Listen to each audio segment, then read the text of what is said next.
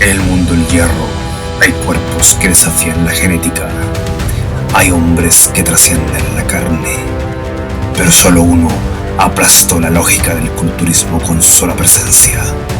La bestia germana, el mutante alemán, el monstruo entre hombres que reventó la estética. Un cuerpo tan inmenso que parecía construido por la rabia y el acero. Markus Ruhl. Markus Ruhl nació el 22 de febrero de 1972 en Darmstadt, Alemania. No era un atleta, era solamente un niño, hasta que un accidente automovilístico destrozó su rodilla. Con la rodilla destrozada, le dijeron que debía fortalecer sus músculos, si no, no volvería a caminar. Esas palabras lo lanzaron a una sala de rehabilitación con una orden clara: fortalecer sus músculos o renunciar a caminar para siempre.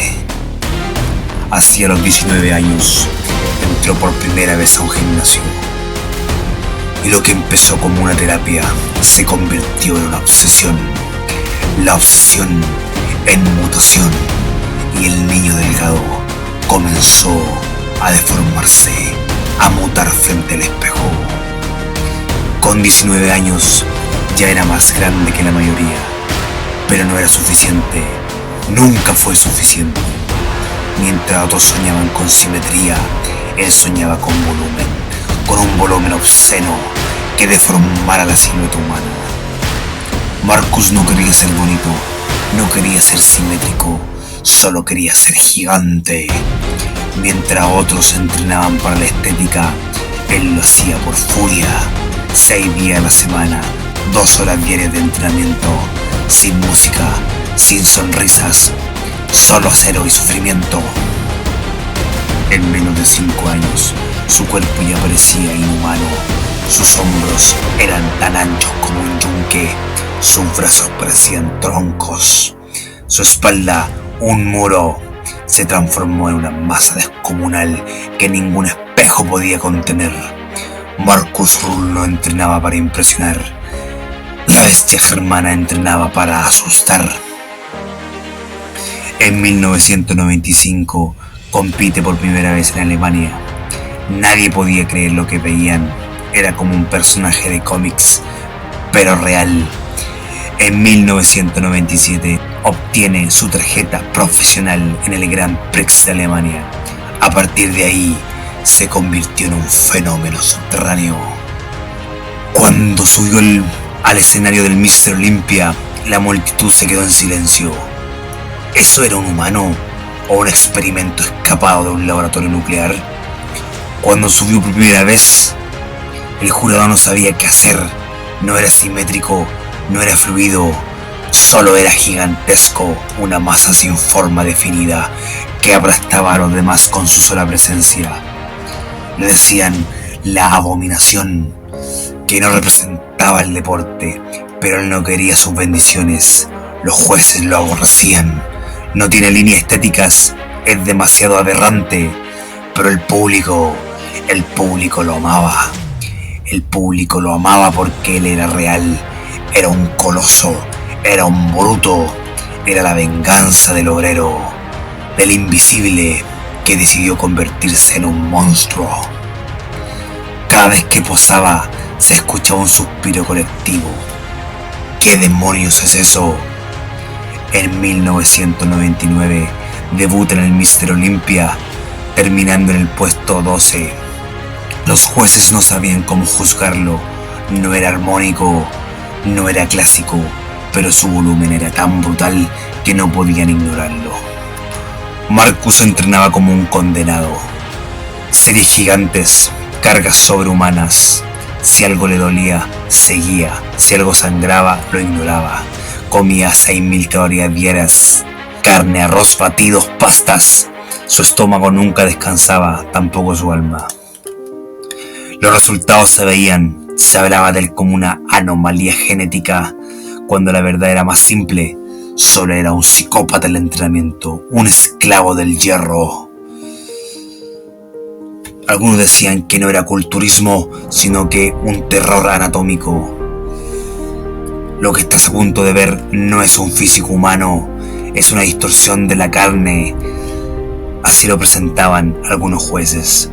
Le hacían la mención de que no era un físico humano, sino que era un terror anatómico, una distorsión de la carne, una aberración gloriosa del músculo. Marcus no tenía proporciones, tenía dominación. Su pecho era tan grueso que parecía un blindaje. Su torso proyectaba una sombra. No tenía una cintura pequeña, no tenía curvas elegantes. Solo tenía una densidad brutal, violencia esculpida a martillazos. Sus trapecios parecían montañas comprimidas, su cuello casi inexistente sepultado entre masas musculares. Sus hombros eran tan grotescos que parecían ajenos a la biología. Eran leyendas. Se decía que Marcus tenía los deltoides más grandes de la historia, redondos, sólidos y mutantes. El simple hecho de girar sobre el escenario provocaba que su silueta devorara la luz. Cada repetición era un dolor, cada serie una explotación interna. Su pecho era una muralla, un bloque de carne viva. No era bonito, era ofensivo. Los pectorales le temblaban como si contuvieran explosivos. Tenía un press banca de más de 200 kilos, sin guantes, sin miedo. Su físico no era para gustar, era para dominar, para aplastar al rival, para destruir visualmente a cualquiera que se parara a su lado. Y su espalda parecía la puerta de un búnker, ancha como un muro medieval, su dorsal ancho tan desarrollado que casi tocaba sus caderas. Sus brazos eran la pesadilla del equilibrio, bíceps de más de 60 centímetros, las venas reventaban como serpientes albinas bajo la piel. Cada pose una amenaza, cada movimiento una provocación a lo imposible. Sus cuádriceps eran densos, fragmentados como rocas, cortes profundos como cicatrices, pantorrillas que parecían armamento biológico, porque una bestia sin patas no avanza. Su pose más brutal, sí, el most muscular. Cuando lo ejecutaba, el público contenía la respiración. Era como ver a un demonio comprimiéndose. Su pecho explotaba, los hombros se hacían incontrolables, las venas saltaban por la piel como gusanos alienígenas.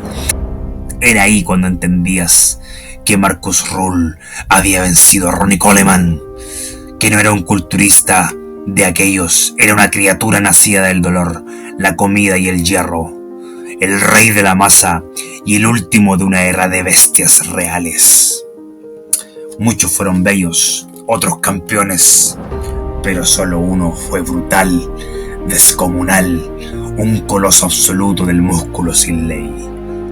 Entre 1999 y 2005, Marcus participó en múltiples eventos de la IFBB. En 1999, Mr. Olympia quedó 12º lugar. Año 2000, 7º lugar. El 2002 gana el Night of the Champions. Aplastó el resto como una avalancha de músculos y furia. El 2004, en el Olympia logra el 5º lugar, su mejor posición en el evento más prestigioso del mundo. Pero nunca lo coronaron porque él no encajaba, él no era bonito, era extremo, era el monstruo que nadie se atrevía a premiar. Ese cuerpo coloso pedía tributos, sus articulaciones comenzaron a crujir como madera vieja, las venas amenazaban con reventar. Su presión arterial subía, su corazón latía como un tambor de guerra. Marcus vivía cada día como un guerrero en la trinchera. A veces sentía que dormía mal y que sentía que ya no podía seguir. Ya no era un hombre, era un monstruo. Pero el precio de lo inhumano fue el dolor articular. A veces su corazón se aceleraba sin motivos. Todo tiene un precio y el suyo fue muchas, pero muchas lesiones. Hombros dislocados, riñones saturados, insomnio y un alma completamente consumida por su reflejo. Los médicos le rogaban que parara, pero él cargaba más y más. Mientras los amigos se alejaban, él se hundía en las sombras del gimnasio. Marco Rull fue un mártir del músculo, un sacrificio en nombre del tamaño absoluto. Se destruía desde dentro, era el único camino. Él no entrenaba para vivir, entrenaba para ser recordado. Marco Rull nunca fue aceptado por la elite, nunca ganó un Mr. Olympia, nunca fue una portada de las revistas de moda. Pero mientras los campeones de la época caían en el olvido, su imagen mutante perduraba, perturbaba en pósters, en pesadillas, en leyendas. Se retiró el año 2010. Nadie volvió a ver un físico como el suyo, no por falta de esfuerzo, sino porque era imposible replicarlo. Marco no entrenaba por trofeos, entrenaba por necesidad, por locura. Hoy sigue entrenando, da charlas, sigue sonriendo, el público lo sigue amando. Pero cuando levanta una mancuerna, sus ojos cambian, el monstruo sigue ahí, dormido, esperando que lo despierten alguna vez de nuevo. Marco Rull no fue el mejor, no fue el más premiado, no fue el más hermoso, sino el más brutal.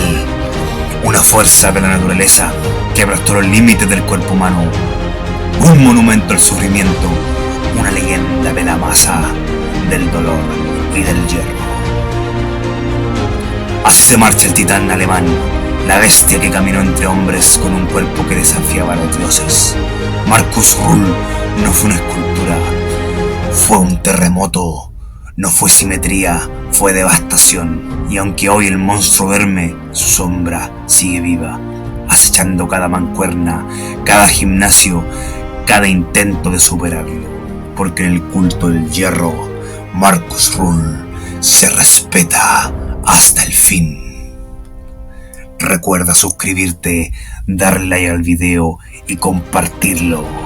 Nos vemos en otra trinchera del hierro.